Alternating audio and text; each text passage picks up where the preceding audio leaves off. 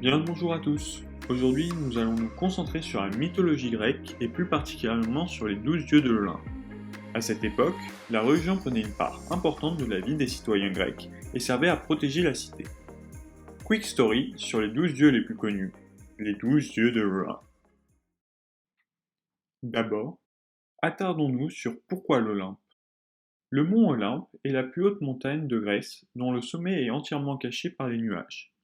Ainsi, dans la mythologie grecque, les dieux s'y sont installés pour se divertir et discuter ainsi que pour juger les mortels.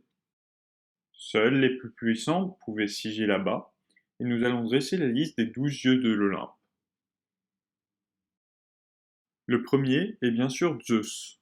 Fils de Rhea et Cronos, il est le chef de tous les dieux et maître des tempêtes et des orages. Après avoir défait son père qui voulait le manger lors de sa naissance, il règne sur l'Olympe et va épouser Héra. Zeus aura aussi d'innombrables conquêtes, mortelles ou divines, ce qui va ne pas plaire à Héra et entraîner de nombreuses histoires.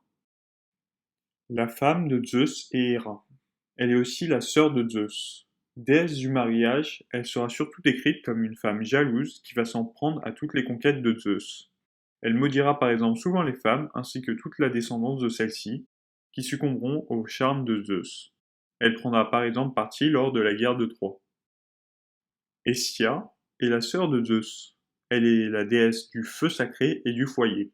Chaque repas devait commencer et finir avec une offrande pour Hestia. Chaque cité avait un foyer public qui lui était consacré et dont le feu ne devait jamais s'éteindre.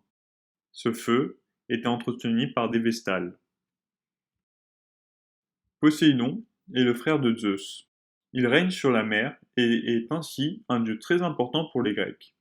Il est souvent représenté tenant dans la main un trident à 3 pointes, symbole de sa puissance.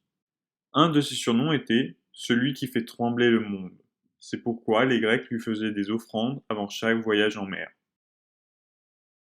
Hadès, troisième frère de Zeus, sera le chef du monde souterrain et du royaume des morts. Il est aussi le dieu des richesses et des métaux précieux. Il a un casque qui le rend invisible quiconque qui le portait. Dieu flexible, il n'est quand même pas abominable. Son chien, à 3 têtes, Cerbère, monte la garde afin que personne ne puisse rejoindre le monde des vivants. Aphrodite est la déesse de l'amour et de la beauté. Elle s'amusait à séduire et à tromper chacun, qu'il soit homme ou dieu. Les poètes nous décrivent une personne dont la terre sous ses pas se transforme en fleur.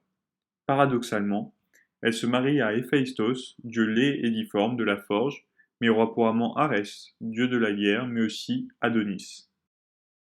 Athéna est sortie de la tête de Zeus. Elle est une déesse guerrière, protectrice de la vie civilisée de la cité. Enfant préféré de Zeus, Zeus lui confiera son bouclier la foudre. Surnommée la déesse aux yeux étincelants, elle appréciait le courage et l'audace guerrier, sans cautionner les boucheries sanglantes. Arès, dieu de la guerre, est le fils de Zeus et Héra.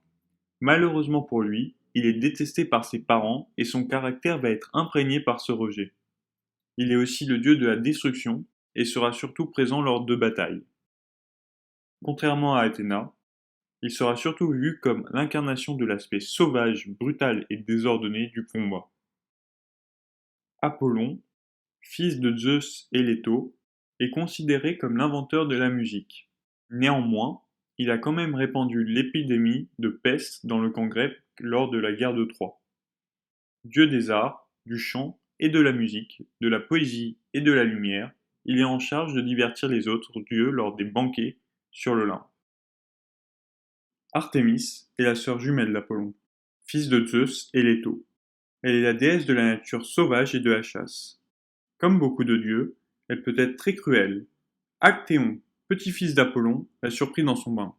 Outragée, elle le transforma en cerf et il fut dévoré par ses chiens. Hermès est quant à lui le fils de Zeus et Maïa. Il est considéré comme le messager des dieux, mais aussi le dieu des voleurs, du commerce et des marchés. Il guide aussi les âmes à la fin de leur vie, à leur dernière demeure. Héphaïstos est le dieu du feu, fils de Zeus et Héra. Pas de chance, il est décrit comme hideux et difforme. Il a même été, selon l'Iliade, jeté du haut de l'Olympe lorsque sa mère l'a vu. Armurier et forgeron, il reste très apprécié des immortels et des mortels.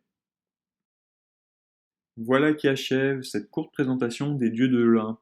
On peut aussi ajouter deux dieux, Dionysos, qui est le dieu du vin et des excès, et Déméter, dieu des moissons, qui sont parfois considérés comme faisant partie de ces 12 dieux.